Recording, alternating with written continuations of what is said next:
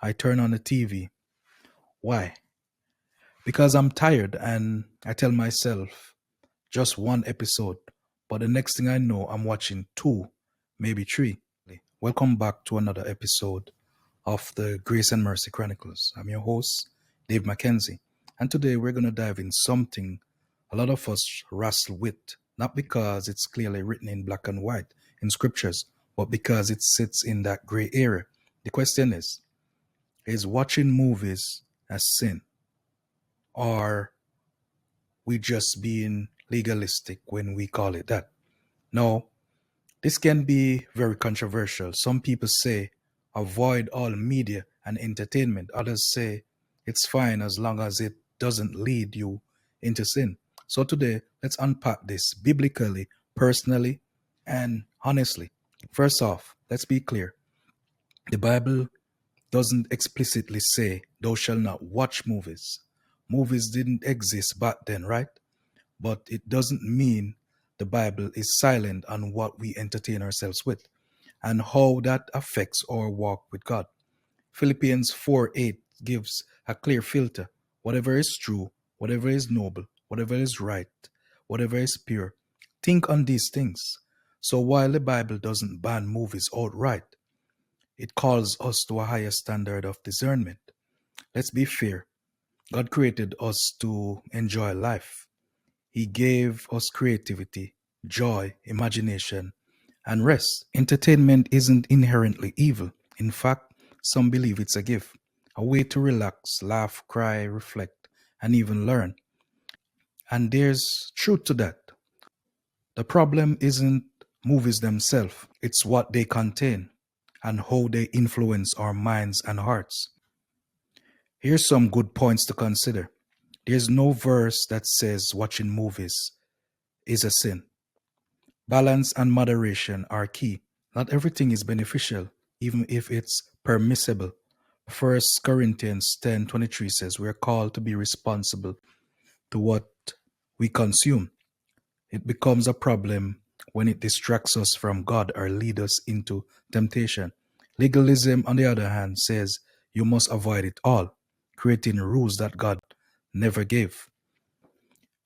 Here's where the caution kicks in. Some movies promote lust, violence, witchcraft, rebellion, and greed. Let's not sugarcoat it. These things plant seeds in our spirit. We must be careful because what we consume change our conscience. Romans 12:2 says, do not conform to the patterns of this world, but be transformed by the renewing of your mind. If your mind is constantly filled with Netflix and not the word, how will it be renewed?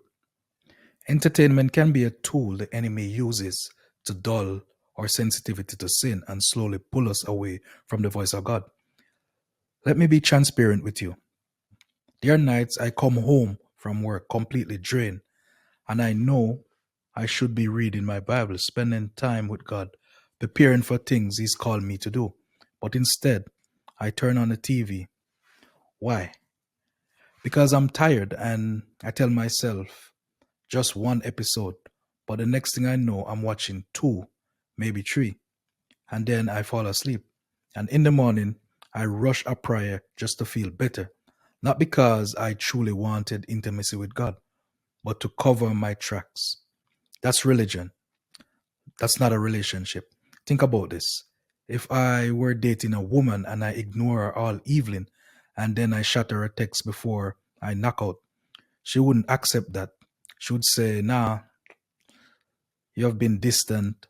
Don't try to patch up things. That's a fake gesture. She might even dump me. It hit me. God is a jealous God. He doesn't want leftovers of our time and energy.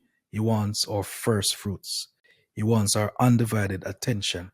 He wants a relationship, not a routine.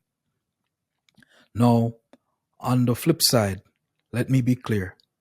Saying watching movies is a sin can easily slide into legalism, but legalism without a real relationship is just as empty as compromise. Both are extreme and neither pleases God. So, how do we navigate this? Let me give you some questions to ask yourself before pressing play on the next show. Will this draw me closer to God or pull me away? Is the content clean or is it planting ungodly seeds? Am I watching this as a break or a way to escape? Am I still giving God my best time and attention? It's not about rules, it's about posture of your heart. And remember, you don't need to justify every action, you need to surrender every motive. In Luke 10, Jesus visits Mary and Martha. Martha is busy with responsibilities. Mary, on the other hand, sits at Jesus' feet, listening, and Jesus says, Mary has chosen what is better, and that will not be taken from her. Some of us are busy with screens, not sin, but it's still a distraction from the better portion. Jesus, let's not just avoid sin, let's pursue intimacy. Let's not just make rules, let's build relationship. Let's give God more than half asleep leftovers. Let's give Him our first love. That's it for today's episode of the Grace and Mercy Chronicles. I'm your host, Dave McKenzie, and I hope this helped you reflect, repent, and reconnect. If this blessed you, share it with a friend, leave a review, and don't forget, grace is a journey, and we're in it together. Until next time, stay blessed, stay sharp, and stay surrendered.